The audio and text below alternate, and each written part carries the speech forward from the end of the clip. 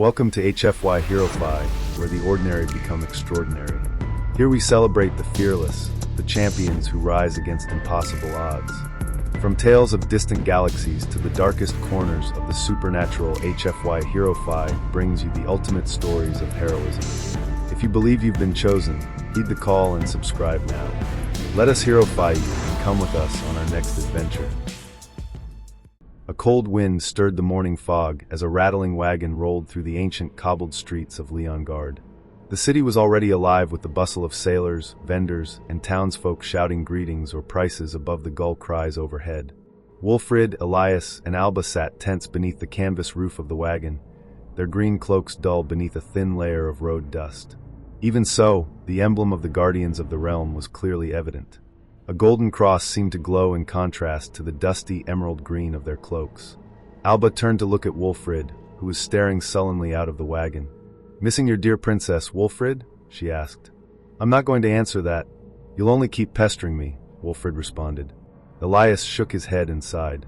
"We must focus on our mission from King Leongarde. We were tasked with retrieving the Sword of Sacred Flame from Veradin and returning to the capital. The Dark Lord's forces already marched toward Leongarde. As the wagon creaked to a halt at the bustling dock, the harbor stretched before them. Ships rose and fell in their moorings, creaking against barnacled piers. Sailors shouted in a dozen languages. Fishmongers haggled. Dockhands pushed past with crates of fruit, oil, and salted meat. Alba took in a deep breath. On to another adventure. I miss our time in the monastery with our masters. She chuckled. Especially the times you'd cook for us and Master Reddick. Wolfrid smiled. I am quite the cook, aren't I? Master Christine was an excellent teacher. His expression turned sad. I also miss our family at the monastery. Elias nodded. As do I. We all do. Once we defeat the Dark Lords alongside Leongarde, we will be able to rebuild it. That won't bring back our masters, but at least their memory will live on. Wolfrid nodded and gave Alba a small smile.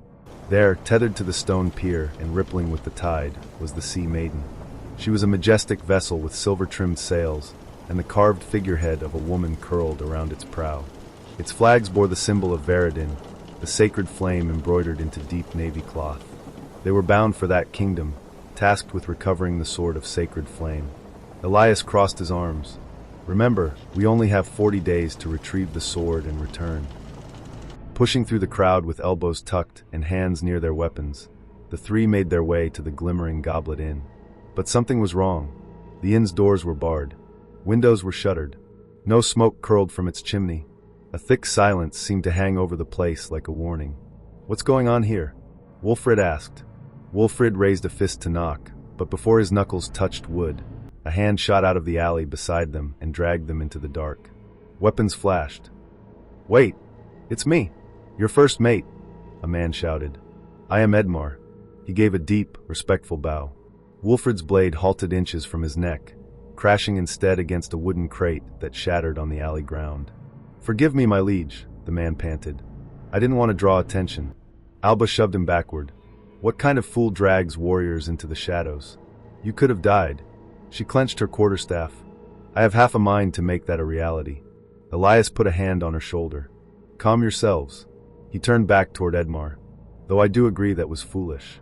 His eyes scanned Edmar's uniform, which looked legitimate, but something about him tugged at Elias' spirit, warning him. What were you thinking? Edmar apologized once more, bowing low once again, and introduced himself as Edmar, the first mate assigned to their voyage. He guided them into the locked inn. Inside, dust and stale beer scented the air. The inn was empty, with not even the barkeep present. We must be cautious. There are ears everywhere, Edmar said. Captain Glenn, he claimed, had sent him to confirm they were the true guardians of the realm and not impostors. Wolfrid crossed his arms. Is that so? And how do we know you are who you say? Edmar produced official documents from the Sea Maiden with their names, all signed by Captain Glenn. Edmar looked at them expectantly. And you? Elias ignited a current of blue lightning up his spear. His hair stood slightly on end as the electricity coursed through it. You attack us in the middle of an alley, and then want us to perform tricks like common charlatans on the street?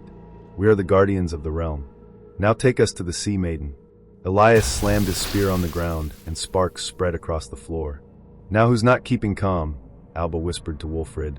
You are indeed the Guardians, Edmar said, impressed, but the smile that curved across his lips was not one of joy. Then there was a crash. The front door slammed open with a deafening crack, the hinges screaming in protest. 5 figures burst into the inn.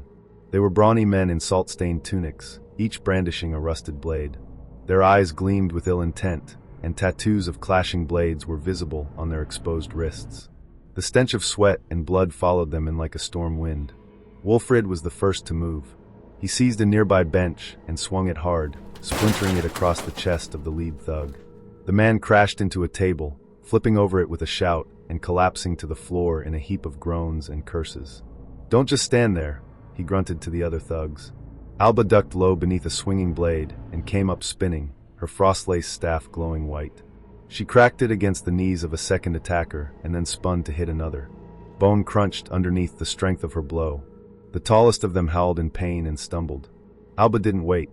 She followed with a savage upward swing that caught him under the chin and launched him backward into the shelves behind the bar. "The Dark Lord's minions have come after us before. We are not afraid of you," she yelled. The 4th thug lunged at Elias with a snarl. He dodged left, then jabbed his spear forward with precise force. The tip punched through leather and into the man's gut.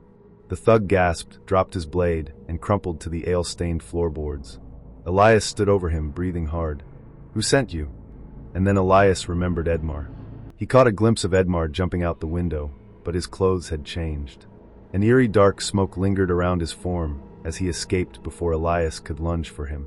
The flickering lantern overhead swung on its chain, casting wild shadows across the ruined inn. Splinters and broken glass littered the room. Wolfrid tossed the last of the thugs onto the ground. "I see our friend Edmar has escaped. Do we give chase?" Elias took a deep breath. "We don't have the time. Search the bodies for clues." They did search, but found nothing of value. They only found a symbol, a tattoo of 2 black daggers on each of their left wrists. "What does this mean?" Wolfrid asked. Alba's face darkened. "I don't know. It is obvious our first mate betrayed us." Elias let out a breath. If that was even the real Edmar, I suspect he was using dark magic to disguise himself. "Like Brandon?" Wolfrid asked Elias. Elias thought for a moment. "We'll have to find out. This could be a symbol of the Dark Lords. I don't remember Brandon having this tattoo." Later, a pair of city knights burst into the inn, exasperated. "Thank God you are alive," the leader said. "When you didn't show up on the ship, Captain Glenn sent out a search party for you. He told them the real Edmar was found dead in a ditch outside the city. The city knights escorted them through the port onto the Sea Maiden. They boarded the ship and were greeted by Captain Glenn, a tall man with red hair and a blue and gold uniform. His voice was grave when he heard their tale. "There is treachery afoot," the captain said. "The Dark Lord has eyes in every port." The Sea Maiden set sail under a sky streaked with crimson and violet, the sun bleeding behind low clouds as the sea swallowed its light. Wind snapped the silver-trimmed sails and sent salt spray stinging across the deck.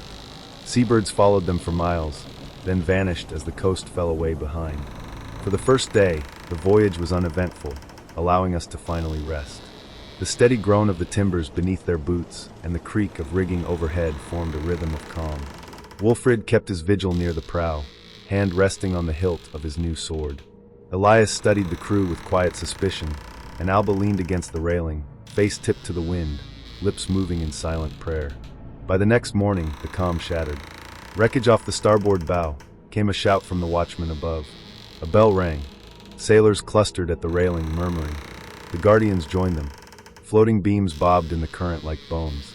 A section of hull, half-burned. Shredded sails clung to the splintered mast. Empty barrels drifted past, dark shapes bumping gently against the hull. "No bodies," Wolfrid muttered. "Nor signs of life," Elias added. "We should search the wreckage," Alba urged. "There may be survivors." Captain Glenn stood near the helm, arms crossed. His red hair was wind-tossed, his blue and gold coat soaked with sea spray. "We are on borrowed time," he said flatly. "The fog is thickening. If the enemy sent this as bait, I won't lose my crew chasing phantoms." His tone ended the discussion. Wolfrid's eyes remained on the drifting wreckage as it faded into the mist. "First, we were attacked at the port," he whispered to Elias and Alba. "Now this mysterious wreckage. I fear there is an enemy among us." Elias nodded. "Yes, I have feared the same. There are whisperings among the crew that our voyage is cursed. May the Lord guide us and keep us safe. Don't let your guard down. That night, the fog pressed close to the ship like cold breath, muting every sound. Sailcloth flapped with anxious energy. The crew moved in hushed voices. Elias was below deck, speaking with a grizzled sailor about the waters ahead, when he caught a strange scent. Acrid. Smoky. He froze. Do you smell that? The sailor sniffed the air, then widened his eyes. Fire! A roar of panic erupted as orange light flared behind the barrels. Flames surged from the midsection of the ship, devouring ropes and crates. Sailors shouted, grabbing buckets and axes. Sparks leapt like fireflies. Alba and Wolfrid appeared on the stairs just as the floor quaked beneath them. The stores, someone cried. The water barrels. Crashes echoed through the hold as the fire consumed the supplies. The ship groaned like a wounded beast. Alba joined the crew in putting out the fire, lending her frost power to their efforts. The flames died down, leaving only ash behind. Captain Glenn emerged from the smoke, his coat scorched, a burned bundle under one arm. His face was blackened with soot, eyes wild. "Follow me to my quarters," he told the Guardians. He quickly closed the door behind him. He threw the bundle onto the floor before the Guardians. From within, wrapped in charred cloth, rolled a crude earthenware jug coated in black pitch. "Someone aboard wants this ship to sink," he said, voice low. This was placed behind the grain sacks. Flint, oil. A slow fuse. Wolfrid's jaw clenched. "You're saying it was a crewman?" "I'm saying it was sabotage. And not from outside, so it must be one of ours." He sighed. "My first mate is dead. God rest his soul. We must find who is to blame." "Ship ahoy," someone yelled from above. Captain Glenn asked them to stay in his quarters as he investigated. While most of the crew was busy scanning the fog for the longboat glimpsed in the mist, the Guardians stayed in the captain's quarters. "Search the place," Alba said. They agreed. The room was sparsely decorated. The captain was not one for luxury. There was a cot, a table, and a brass lantern. Maps nailed to the walls. Wolfrid stood at the door as Elias and Alba searched. Something felt off underneath the captain's desk. Elias noticed a worn groove beneath the table's edge. He pressed it. With a faint click, a wooden panel swung aside, revealing a hidden compartment. Inside, there was an ornate scroll case sealed with Veradin's royal crest. Next to it, a narrow brass tube was mounted to the back wall. Alba leaned forward. "Wait," Elias warned. A snap rang out. Then a dart hissed past her ear, embedding itself in the wooden beam behind. They froze. "Poisoned," Elias murmured. "I'd bet my soul on it." Elias smelled the edge of the arrow and handed the arrow to Wolfrid. Wolfrid investigated the arrow and the trap. "Willow's death." Elias smiled. "It would seem you did pay attention in Master Alwyn's herbology class." "I'm sure the captain has to take precautions," Alba said. "You never know who you'll have aboard." Alba opened the scroll. "It's a description of our voyage." Her eyes widened. "It mentions that a group of the Dark Lord's spies was caught within the city, bearing Drakmar's mark." She handed the scroll to Elias. "Some people called the Black Daggers of Sorn." "Two black daggers," Elias said. "Like the thugs we fought. Drakmar was Brandon's master. The Dark Lords are indeed after us then. We must be even more cautious." He reset the compartment and then hid the scroll in his cloak. Footsteps echoed down the corridor. They slipped into the chairs by the table just as the door opened. Captain Glenn stepped in, eyes narrowing. "Everything is in order." The captain studied them for a moment too long. Then he turned toward the porthole. "We've spotted a longboat in the mist. No flag. No response. Seems empty." They followed Captain Glenn up on deck. Outside, the fog thickened. Voices carried across the deck. "Ghost ship. Cursed voyage. They brought it on us." Captain Glenn addressed the sailors, his voice cutting through the gloom. "We no longer have food or water," he said. "We divert to Gorn." Elias' shoulders tensed. "Repairs will take a week. You can come with us," he turned to the Guardians, "or make your own path from there." They said nothing. Wolfrid's hand rested near the hilt of his sword as he scanned the sailors who all had their eyes on them. And then the fog pressed in closer. The once clear skies dulled into slate gray, and the wind carried with it a strange chill that curled under cloaks and coiled in the gut. Fog crept over the ocean's surface in slow, reaching fingers, swallowing the horizon until the world seemed reduced to ship, sea, and shadow. The Sea Maiden creaked ominously with each swell. Sailors glanced uneasily at the fog-thickened distance. Conversations dwindled to murmurs, then silence. The only sounds were the groan of the rigging and the hush of water slapping the hull. "Fog like this isn't natural," a crewman whispered. Another deckhand crossed himself with shaking fingers.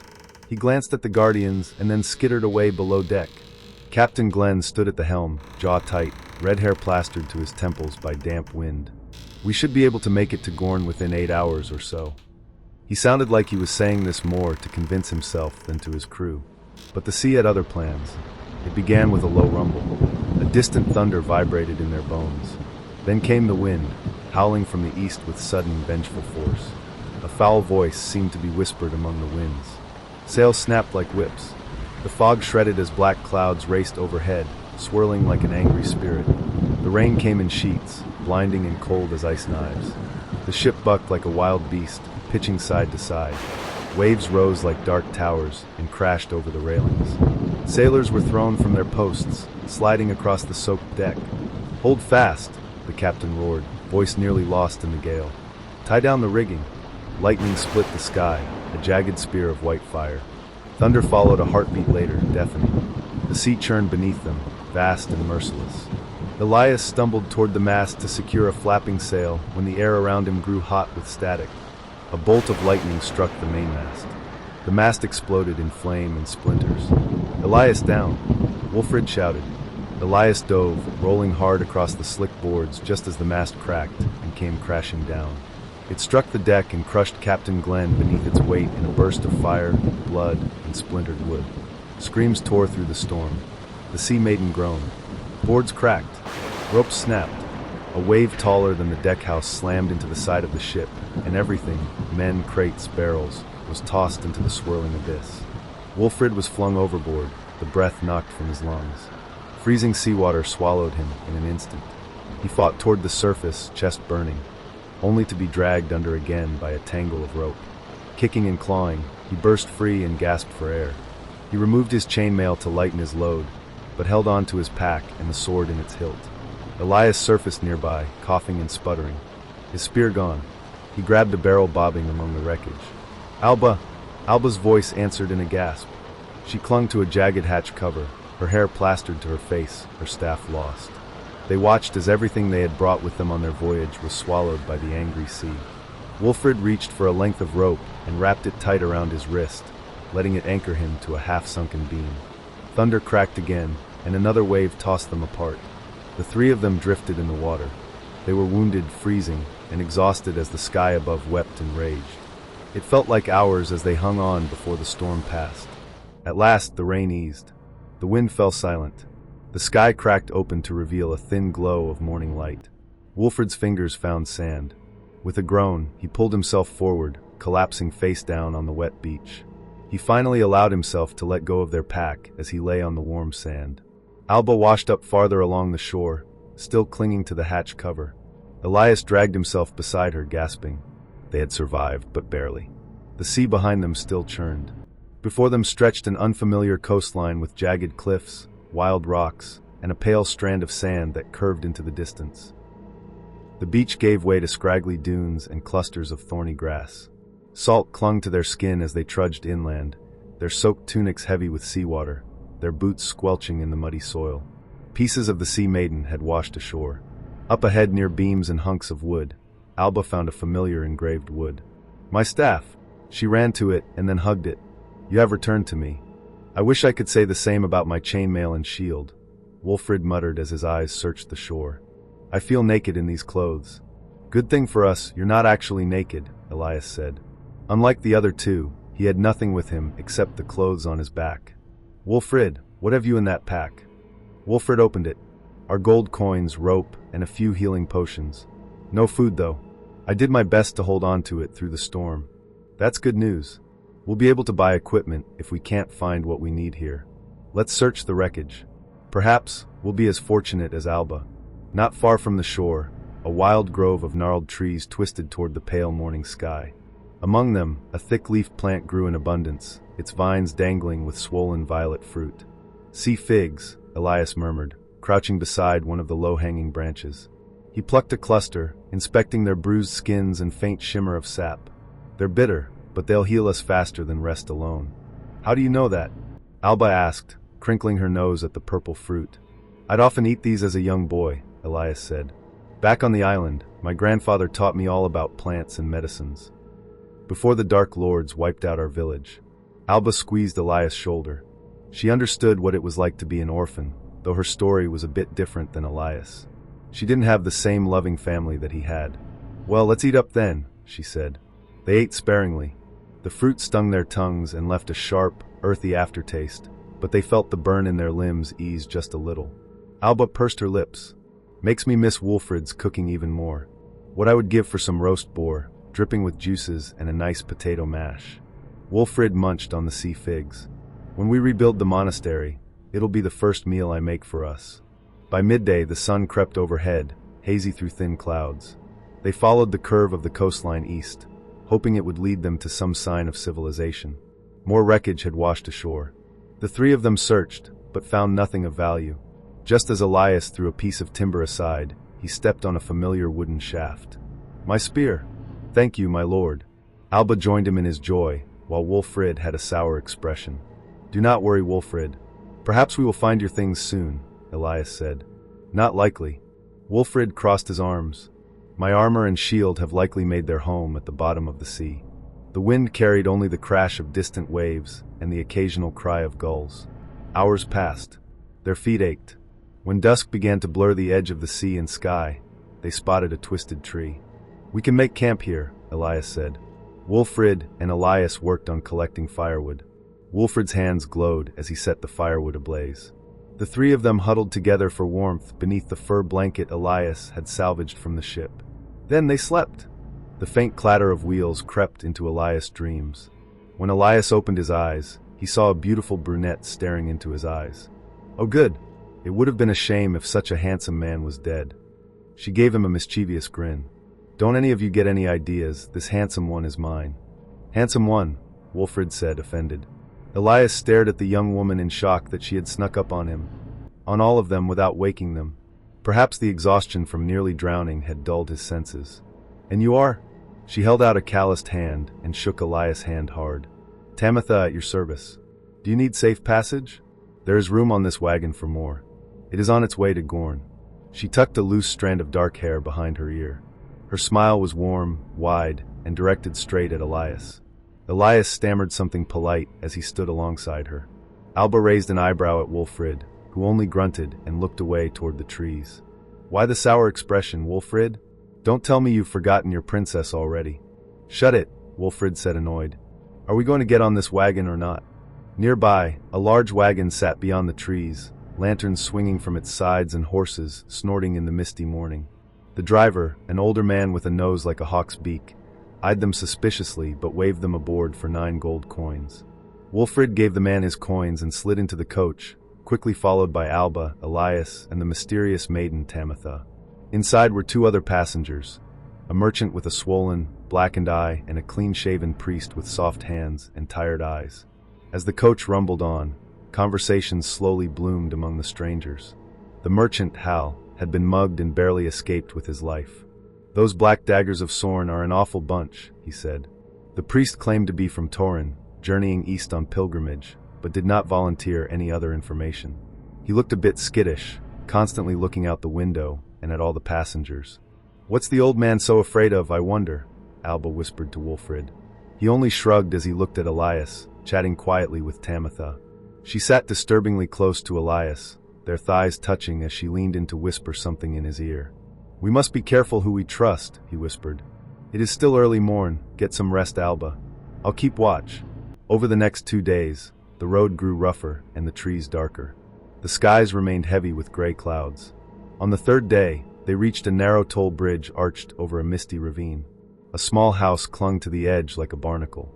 From within it emerged a squat, but broad-shouldered man. Gold for passage, he rasped, rubbing his hands together. They paid. He grinned and let them pass, but his eyes lingered on them far longer than normal. He's a bit suspicious, don't you think? Alba muttered under her breath. Indeed, Elias said. Our trip has been uneventful thus far, which worries me. The road twisted along the mountainside like a scar carved into the earth, narrow and unforgiving. Pines clung to the cliffs above, their roots gripping stone as if even they feared the drop below. The sky had darkened, clouds pressing low, heavy with the promise of rain. The wheels of the coach creaked as it crawled forward. A deep, thunderous crack split the air. "You were saying, Elias," Wolfrid snapped. The mountainside shuddered, and the ground lurched beneath them as if waking from a violent sleep. Stone tore free from the ridge above. Boulders, earth, and broken trees crashed downward in a roaring avalanche. "Hold on," the coachman shouted. The horses screamed and reared as the earth collapsed ahead of them. The road simply vanished, swallowed beneath a tide of stone. The coach lurched violently, wood splintering as debris slammed against its side. Wolfrid leapt from the carriage without thinking as the coachman was thrown off. "Hang on," he shouted, climbing along the side of the coach toward the coachman as another massive rock broke loose overhead. Dust exploded into the air, choking and blinding as it rammed into the coach's side. When it finally settled, the coachman lay crushed beneath shattered stone and splintered wood, lifeless. Wolfrid dropped to his knees beside him. "No!" His voice cracked. "Why, Lord?" Before anyone could answer, a sharp whistle sliced through the air. An arrow slammed into the carriage door with a violent thud. Another followed, then another. "Ambush!" Alba shouted. Arrows rained down from the cliffs above, dark shapes darting between the rocks. The horses screamed again, bucking wildly as shafts struck the ground around them. One embedded itself inches from Elias's boot. He drew his weapon instinctively, heart hammering. "This wasn't an accident," he said grimly. "They brought the mountain down on us." "Archers on the ridge!" Alba cried. Light flared faintly around her hands as she raised them. "Is it the black daggers?" she asked. "Have they followed us here from the port?" Wolfrid picked up a panel and held it as a shield. "That or there's a traitor among us." Alba shot him a look. It was rather a coincidence that Tamitha found us on the beach with a wagon ready for us.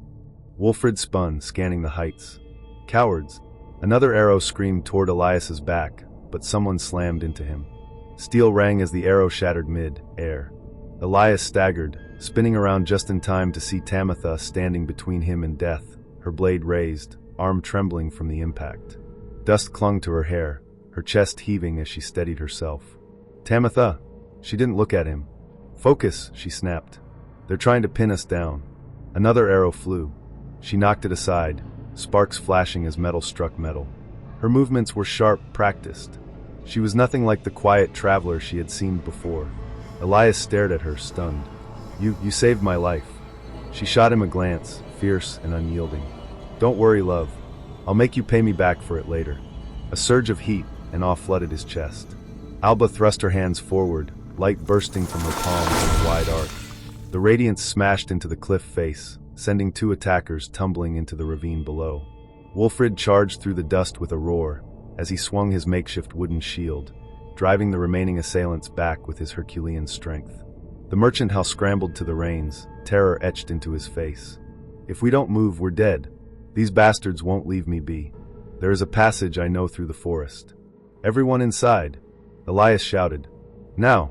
I'll guard the front," Wolfrid said, climbing in beside Hal. He still held the wooden panel, and used it to protect himself and Hal. Another arrow whizzed through the air, its path straight toward Hal's head, but Wolfrid lunged forward with his makeshift shield, protecting Hal from certain death. Another volley flew, but Alba raised her hands again, light bursting outward in a shimmering wave.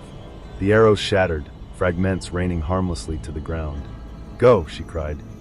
The horses surged forward, hooves pounding as the coach lurched past the destroyed road and into the narrowing pass in the forest.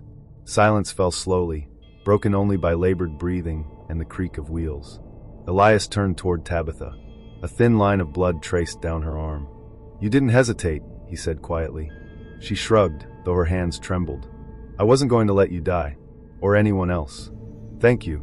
Elias gave her a genuine smile, and then proceeded to clean the blood off her arm with his cloak. Wolfrid exhaled sharply. Well, that was unpleasant. The coach rolled onward, leaving shattered stone and blood behind, while unseen eyes still watched from the heights. Alba's eyes watched Tabitha closely as she spoke with Elias, and then settled on the priest who was asleep. Had those attackers truly been after the merchant, she wondered? Or was someone here a traitor?